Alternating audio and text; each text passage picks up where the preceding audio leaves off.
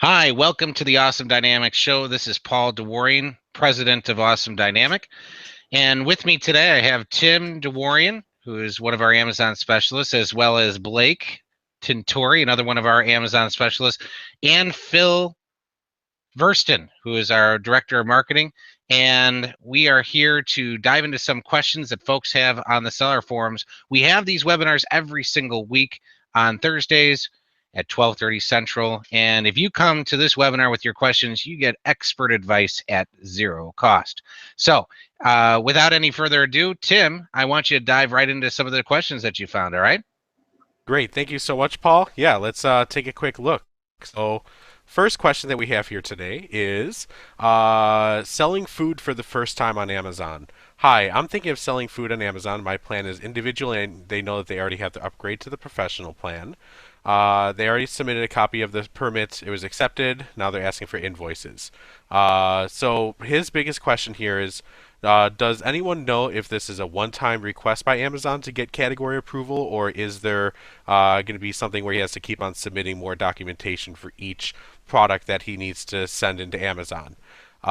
So he gives an example here, but yeah, a quick answer to that is going to be that once you are approved for a category, you do not need to get additional approvals to sell additional products. That being said, Amazon says that you must make sure that any product that you do sell after getting approval does adhere to Amazon's guidelines and policies and don't break any of their prohibited items restrictions. So yeah, absolutely, you can just do this one-time approval and you should be set to go. You don't have to do it for each product. Anyone want to add anything to that? One thing I wanted to say, Tim, was sometimes, and maybe not specifically in food, but I do know in some categories there is subcategory approval where Mm. there's other gates that you have to get through depending on the subcategory. I don't know if any of those exist for food specifically. I was wondering if Blake might know since he's got a lot of experience in the food, grocery, and gourmet food area. But I do know those sorts of gates exist for, let's say, I Health know and one, personal care. contraceptives under sexual Right. wellness. So you have to Yep. get through health and personal care, sexual wellness, then contraceptives, and then you can actually sell in that category. And each one of those levels requires a an ungating, and one of them is actually pay to play. You have to pay $3,000 to get into contraceptives. So, Right. but that's interesting. Blake, did you have any comments on the grocery that you've run into? Never had, a specific brand or manufacturer ungating or specific node for price in food yet.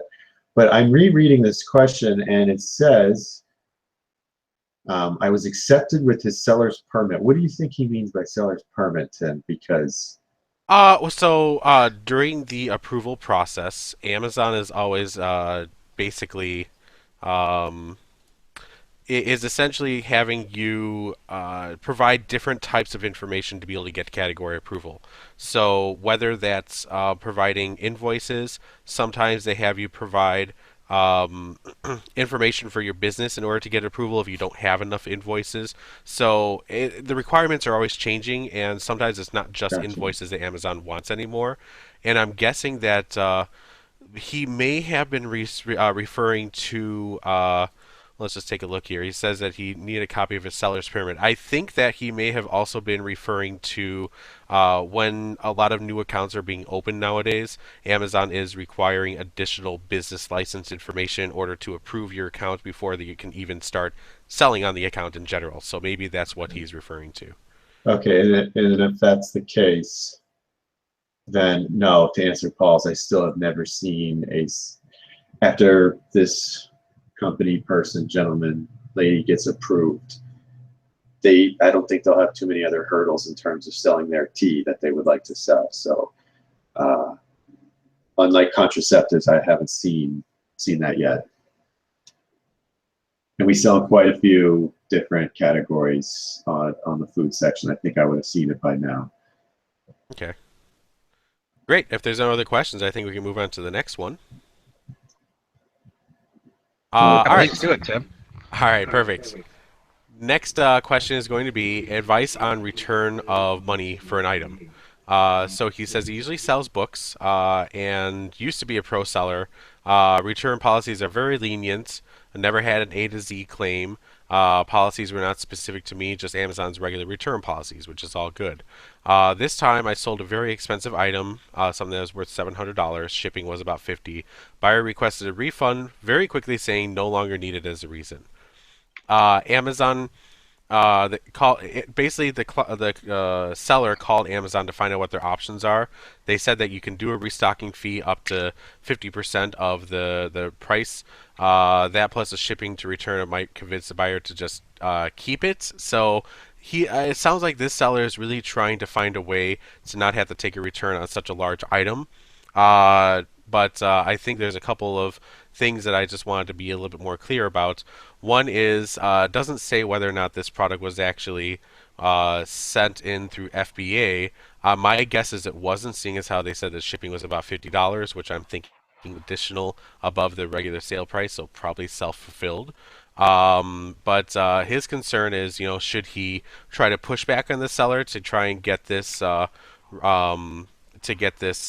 try and discourage him from returning it. My initial feeling on this is you never want to get an A to Z claim. You also never want to get a negative product review or possibly a feedback on this sale, which can really harm your account.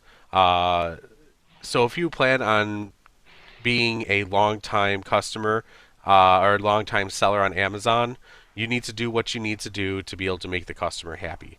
If that's, get the product returned to you and, waive the return shipping fee, that would probably be my recommendation. But definitely try to get the product back, especially because of the price point. But yeah, don't try to let this go into the A to Z claim status. If the buyer isn't responding, then, you just make sure you authorize the return and make sure that you put in there that you'll only be the customer will only be refunded once the product is received back. I think that's probably the best way to handle this. Anyone want to chime in on this? No, everyone's all nodding no here, so I think it's a pretty succinct answer right there. So let's move on to the next question. Next one. How one can know shipping weight of his product? So they said that they're doing FBA private labeling. They were trying to list the product and they found that under more detail, there's an option for shipping weight. So it sounds like he wants to know, since he doesn't know the final shipping weight when it's packed and ready to go to Amazon, how can he know what it is? Also, how can I know the dimensions of the package and other information? So one thing to know, it sounds like you never have shipped in anything to Amazon before, and if that is the case, then the first thing you need to know is you will be prevented from even creating your first shipment on Amazon until you provide that shipping dimension information to them.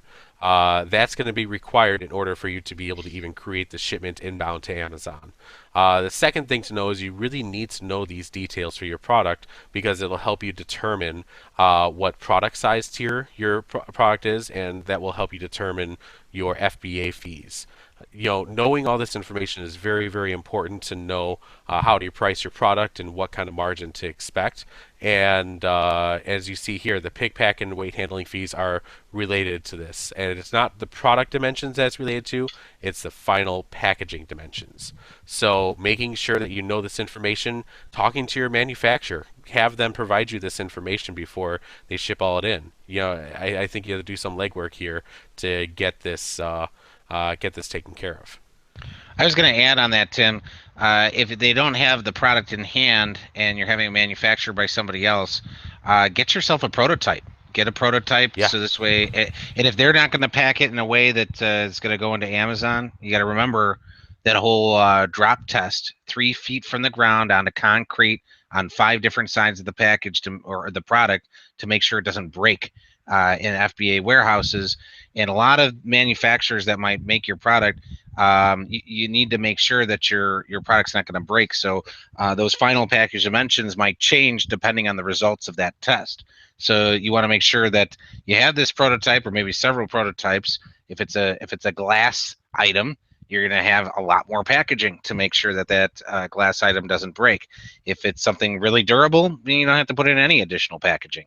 But it all depends on that, and you need to do the legwork, like Tim said, to get that done, to make sure that the final package dimensions and weight is determined, which will help you determine your FBA fee. All right. Thank you, Paul. All right, let's move on to the next question. We'll do one more question, then we'll take a little break here. So this question is, they want to include a sticker with each of my items. If I supply the sticker separate, will Amazon put one with each item sold? The short answer to this question is no. Amazon will not do any kind of repackaging or bundling or anything for you at the fulfillment center. This other person, Arides, said, basically you just need to put it all into one package, polybag it together. You just need to make sure that it's all together in one unit in order for Amazon to just process it. How you send it into Amazon and to FBA is exactly how they're going to drop it into a Amazon box and send it out to the customer.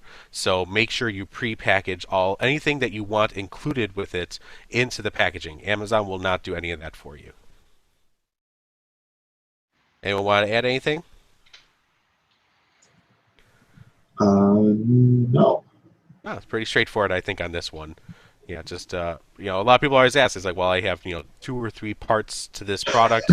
If I send them all separately into Amazon and tell them to put them together, will they do that? Nope. No. You got to prepackage them all together in one unseparable unit. If you're worried, so this kind of brings up another point that I want to make sure I bring up. If you run into a situation where you have a product where you're worried that Amazon might separate a package, it's always good to always put a do not separate sticker on products as well, just to make sure that if there is something bundled together that it doesn't get separated. Well, this brings up another idea, Tim, and that is this person is probably looking to do different variations of their product. That's why they're saying, oh, I send in these 3 parts. Are they going to put the different combinations together? No. So whatever if there are multiple combinations, you need to package those combinations into those different variations and send them in as variations, individual variations, and then you can do what's called making variations with a parent-child relationship, but putting those different things together will allow people to choose which combination they want, and then you have to have those prepared to go out by Amazon. They just take one off the shelf and send it to the customer. If this forum poster, though, was calling the stickers labels, then yes, Amazon actually does provide labeling service. Maybe this is a brand new seller with 400 products they want to send in and looked at labeling them all. It's like, I don't want to deal with this. Does Amazon do it? In that case, yes. But as Paul said, so they might not be, but it sounds like the sticker really is a sticker and not a label. Yeah. But if they do mean label, Amazon will label, just an FYI. Yeah, 20 cents a unit. Yeah, and that's that FBA label, and that's if you're doing labeled inventory. If you're going to do commingled inventory, which means they can use the UPC that's on the product, then you don't even need to label it yourself or have them label it. So there's different caveats depending on exactly what you mean here. But just so everyone knows, we never recommend commingled inventory, because then your customers might not be getting what you're sending in. They could be getting somebody else's offer on the listing, which could be a recipe for disaster in a lot of cases. Yeah. Tim, any final thoughts before we get into our commercial real quick? I'd just like to maybe learn a little bit more about exactly what this seller is trying to do, and I think that kind of brings up the whole point of anyone who has any questions can always come into the webinar and ask these questions live. We have a chat box right off to the side of the webinar where you can ask your questions, and we're more than happy to answer them for you. I think just learning a little bit more about the situation, I think we could probably help provide a little bit more of a specific answer, but hopefully that worked. But Paul, I'll hand it off to you at this point. Let's talk about Awesome Dynamic a little bit. Sure. So we're going to pull up our website here at www.awesomedynamic.com. You can visit our website to learn about our different services, which include Awesome Amazon Seller Consulting, Awesome Amazon Account Management, Awesome SEO Services, and Web Design. I just accidentally started with Awesome there, so I figured I'd roll with it. We do consulting, meaning we can teach you how to do anything that you want, and we can do things for you. We can teach you how to do things. There's obviously a lot of complication in dealing with Amazon, so you can tap into our experts through the consulting model. We also have a full service model, so we do work with very large manufacturers, big brands, and basically manage their entire account for them, and that includes the customer service, listing products, cleaning up and merging listings, and all sorts of other things that might be out there, protecting their brand, getting third-party sellers off your branded or your manufacturer listings, different strategies to do that. So we help all folks, no matter how you're approaching Amazon, whether you're a third-party seller looking to get started and sell somebody else's products, or you're a big brand looking to clean up the presence on Amazon. We can do all of those things for you. SEO, getting you found on Google, and Google search is always important, and responsive web design, meaning websites that work on any device. You can always take a look at these webinars, like Tim said, every Thursday, 12:30 Central. You can see all the past ones by just clicking that webinar link in the upper right-hand corner. There's also a ton of blogs that we write on lots of different topics that you would find super valuable. We talk about things like FBA labeling, and in great detail. Talk about the most recent FBA fees. We talk about the war between Amazon and Walmart and some of the different things that are happening, why it's important to be in the buy box, and just so many different topics. And you can come to our blog and read and learn about a lot of these topics in great depth. If you find this webinar valuable, we encourage you to hop on down to the bottom of our website. We have a Review Us link. You just click on that link, and you'll be presented with a thumbs up, thumbs down, of course, thumbs up, and give us a 5-star review on either Google or Facebook. We would really appreciate that as a thank you for the free information that we like to give out on these webinars. And the last thing I would be remiss for omitting is you can sign up for our awesome list and get notified for any of our awesome, valuable blogs that we post or these webinars coming up. You can do that right here on the homepage. Or if you're looking at any one of our blog articles or webinars on the left side, you'll also see a little place to do that too. So, hey, call to action all over the place, right? It's all about the call to action. What can you do next? So, with that being said, let's hop into the next question, shall we, Tim? All right, let's go ahead and do it. Right. So, next question here. I would like to include. That's not the next question. All right, product weight and shipping weight. This was kind of another customer who was asking some questions, a little bit different. At first, I thought this was very similar to the other question that was asked, but reading it through, you can see the person asked, they're new to FBA, just fulfilling on their own, but they just sent in their first box to FBA. They noticed that one product had a very high FBA fee. It is a sheet of craft foam that's 9x12, weighing 0.6 ounces, so less than a pound. The shipping weight is listed as 6 pounds, which is why I think the FBA fee is $6.26. Does this seem right? So short answer again is yes. If Amazon thinks that the shipping weight of this product is 6 pounds, then 626 does sound accurate. But based on the data that you gave, which is a 9x12 weighing 6 ounces, I'm guessing that this product is let's say a half-inch thick, maybe an inch thick at the most. Then yeah, your fee should be lower by at least a couple of bucks. I'm going to take a quick look and see if I can do a quick calculation on that to see if that is actually accurate or not. And Tim, while you're doing that, I'll make a quick comment here. So absolutely, what you'll find with Amazon from time to time is even after you've been selling for a while, all of a sudden your FBA fee changes, and you'll see that, well, if you don't have complete control of your listing with brand registry and your product isn't enrolled in the brand registry, other people that might be creating offers on that product listing can influence the data pertaining to that listing. So perhaps in your situation, someone else provided or accidentally put 6 pounds instead of 6 ounces, and that's the input that Amazon received, and that's why they're charging this FBA fee. That could be one reason. We've seen in many cases that somebody might have Amazon all of a sudden just changed the FBA fee, and then you have to go to them, open a case, and say, look, here's the accurate product dimensions and weight. You need to make the adjustments and adjust the FBA fee to this amount based on your calculations, and then they'll say, oh, sorry, yeah, we'll change it. So there's different things that can happen, either mistakes on Amazon's end. It could be mistake on the it could be other people influencing the listing, but we always recommend doing an audit every so often on your account and all your listings to make sure that everything is being charged appropriately, because Amazon's not going to come to you and double check all your FBA fees to make sure they're accurate. They're just going to, whatever it is, they don't have the personnel to sit there and check that all the time. Whatever it is, they're going to assess it to you, and you need to be your own advocate to make sure that the fees are correct. What I can tell you is, if you open a case and you advocate for yourself, it's likely that they'll go ahead and make the adjustment. They may pull the product off the shelf and put it through what's called a Cubiscan to double check the dimensions and the weight, and get that adjustment done appropriately. But getting those dimensions correct in their system obviously is going to make sure that you get maximum margin. Now, if they're low on the FBA fee, I wouldn't say anything, because you're winning out in that situation. So just making sure that you're double checking everything. Don't just trust that you put it in. It's always going to stay that way. We see time and time again that those things can be adjusted, whether or not you have brand registry, whether or not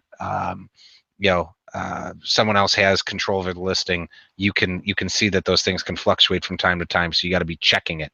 Tim, what did you find out here? You got our fancy spreadsheet here that does the calculations? Yes, I do indeed. So just putting in some rough information. So length, width, height. Again, height I'm assuming is going to be 1 inch, and that's half a pound. You're looking at a large standard size item, and that's going to be calculated at 418. So yes, 418 is what should be charged. If I change that to 6 pounds, you can see that goes up to 613, which I don't think is exactly what he said in the other screen, but put in 6.6. Yeah, that rounds it up. No change. All right. Yeah, because it's 6 pounds and above, so it's yeah. So if we went to 7 pounds, that's 652. That sounds about what was said. So. Yeah, I have a feeling that it's the FBA fee, just like you said here, 626. Sounds a little bit off. You may also be looking at the referral fee rolled up into the total fee for the product as well. I know that that's how Amazon displays the total fee. They then break it down into what your referral fee is and then what your FBA fee is. So just make sure that's not the case with this particular item. All right. I think we're ready to move on to the next one. Yes, we are. All right. Next question. Viper Speed. I like that username. Nice. Viper Speed asks, I am currently selling most of my products through FBA and am satisfied with it, but I was debating whether I should kick it up a notch and sell through Vendor Express. My question is, what are the benefits of Vendor Express over FBA? And Paul kind of has the reaction that we want to hear, and I'm going to toss it right over to you and kind of have you explain some of the experience that we've had in both of Amazon's vendor programs. Yeah, so I wouldn't say. Well, okay. To be fair, on the vendor side of Amazon, which they call their retail side, you will have access to certain programs that you don't have access to on the seller side. Yes, but the relationship that you will have with Amazon is extremely different. On the vendor side, you don't get to choose your price. You don't get to choose when you send product in. You don't get to choose how much you send in. You will be provided a PO. You will not know when they will come. There's no way to force them. And when they send you that PO, you'll have a day to fulfill and ship and confirm. And it's the interface that you have through Seller Central. You get just so much data, so many things that you can find and learn about. You can know what's happening with your pay-per-click campaigns. You can get data on the keywords. You can hop right into listings and change information about them. With the regular Vendor Central, you can't do any of that stuff. So here's the bottom line here. A lot of people come to us that are already in the vendor program, not having known that the seller program was even something that was in existence. And they come to us in the vendor program because they're frustrated. They're like, well, I can't do this. I can't do this. I can't do this. Can you help me be better at Vendor Central? And then when we start telling them all the different things that go into Seller Central, they're like, oh my God, that sounds way better than what I'm dealing with right now. And we're like, yeah, I know. So that's where what the program that you're in right now is probably where I would recommend that you would stay. I don't know anything about your product. Maybe there's something that I don't know about it that I would recommend otherwise. And that's something you can certainly, comment in our YouTube video or anything else to tell us about, and we can make some recommendations. But the bottom line is here, you get a lot more control over what you want to do on the seller side than you do on the vendor side. There's a lot of programs that you may have not gotten into. So kicking it up a notch, have you optimized your listing? Do you have 8 photos of every, do those 8 photos have every angle of your product, the product in the packaging, and lifestyle photos of that product? Have you kicked it up a notch by having bullet points that aren't just really simple, short facts about your product? Do they really compel the user and explain why they should consider your product over other similar products and really get them excited about buying it? And are those in those bullet points at the top of the page? Is your description really rich with information? Have you gotten brand registry and done enhanced brand content to further augment your listing and tell the story about your product and why someone should buy it? Have you done keyword research on your product and put in all the best keywords that you possibly could on the listing, so this way it comes up better in organic results? Have you pulled the keyword data from your PPC campaigns with Amazon to look at some of that keyword data in addition to other keyword research? Have you gotten aggressive with your pay-per-click campaigns in terms of upping your daily budget and bid amount? Have you used the flat file to upload product information about your product, so this way you can get more information than you can put in using the web interface, further optimizing, getting more information into Amazon's system? You're obviously using FBA. Have you gotten set up with subscribe and save if applicable? So I mean, there's so many things. Lightning deals is another thing that you can do. You can, even if you attach to somebody in the Amazon business development team, even get into something called AMG, our Amazon marketing group. You could drop $35,000 with them, and they'll actually do a very, very aggressive ad campaign for you over a year through that program. So there's just so many things you can kick it up a notch on the seller side that you may have not considered. And we always coach our clients to go down those roads because they could really enhance your sales and revenues, units sold, etc. Tim, Blake, any comments on those items? Not really. You've kind of covered all the different aspects of it. So I Yeah, think it's very rare that we've ever seen a client or a vendor, even in my personal experience, be a fan of vendor. I'm sure there are a couple that fit that description, but just the control you have of your product and making changes and keeping an eye on it is exponentially more possible through Seller Central and accessible. So I think the biggest thing is retail margin. You make well, the that retail too. margin on the seller side. You're on the vendor side. They're going to want a vendor relationship with you. They're going to want you to sell at wholesale, and they're going to ask you for lower prices. And then you have to deal with all the chargebacks and everything that comes along with with dealing with the vendor program.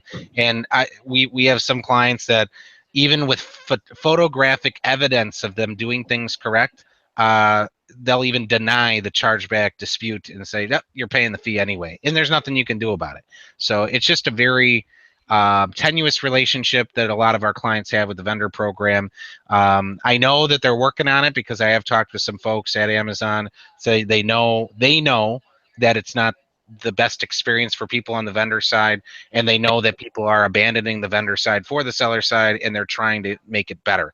They are truly trying to make it better, but it's a giant ship that's trying to be turned around right now. So that's why when you say, should I look at the vendor program to kick it up a notch? I said, no, don't do that. Don't do that.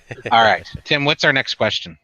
okay. Our next question here is, related to brand registry. So they said they want to know, okay, I have brand registry. How do I go ahead and create ASINs? So it looks like they were able to set up brand registry and did a UPC exemption, so they can use a manufacturer part number as their unique key attribute identifier. So they wanted to know, okay, now that I have that all figured out, how do I go ahead and create the ASINs? So this we probably want to bring it back a second. So they asked the question, does Amazon assign them? And yes. So what happens is you need to go ahead and put in your unique identifying information into your listings and create the listings on Seller Central. When you create a listing on Seller Central, Amazon will then assign it an ASIN, which is what you're going to use to identify your product uniquely on the catalog. And because you have manufacturer part number as the unique identifier, Amazon will then assign what's called a GCID, which is a Global Catalog Identifier. This is a 16 character long string that Amazon again will assign to each of your products, which will confirm that your product is successfully enrolled in the brand registry program and that you're able to have full control over it, and is what Amazon uses to uniquely identify your product across all of Amazon's marketplaces. So yeah, you don't really need to do anything other than just list the product without the UPC. They'll see that because you put the brand name in properly, that you don't need to provide a UPC, and will then successfully create that listing for you. So Yeah, Amazon assigns the ASINs, bottom line. So you just Yep. list the product. You don't have to worry about getting it. We've gotten that question quite a few times. People are like, "How do I get the ASIN so I can list my product?" You just go through the motions to list the product, and then you'll get an ASIN. So Yep. it's basically the bottom line. It's easy. Yep. Okay. All right. Well, I think that's the last question, isn't it, Tim? Yes, it is. All right. Well, then I'll go ahead and do the wrap up here. We, as you can tell, know a little bit about Amazon, right, Tim? Just a bit. All right. So Awesome Dynamic is where you could demand awesome from people that know a lot about Amazon. We talked about midway through the video the different ways to get a hold of us. The one way I didn't tell you about is, hey, you can pick up the phone and talk to us. And you can use our 800 number, which is 800-238-1811. Again, that's 800-238-1811. And you'll get through to our sales department. Terry Levin is our director of sales, and he'll take care of getting you an estimate right away on anything that you might need help with, whether that's training, or you need us to take care of an issue for you, or you want us to just manage your account for you. We can do all of those different things and help your Amazon business get to the next level. And of course, I want to make sure that we let our viewers know that we also do search engine optimization, which is getting your website found on Google, among other search engines. And also, we do responsive web design, which is making sure your website works on every different type of device. And those things are important even for Amazon folks, because you could drive traffic to your Amazon listings from Google if you know how to do it right. And that's something we can show you how to do too.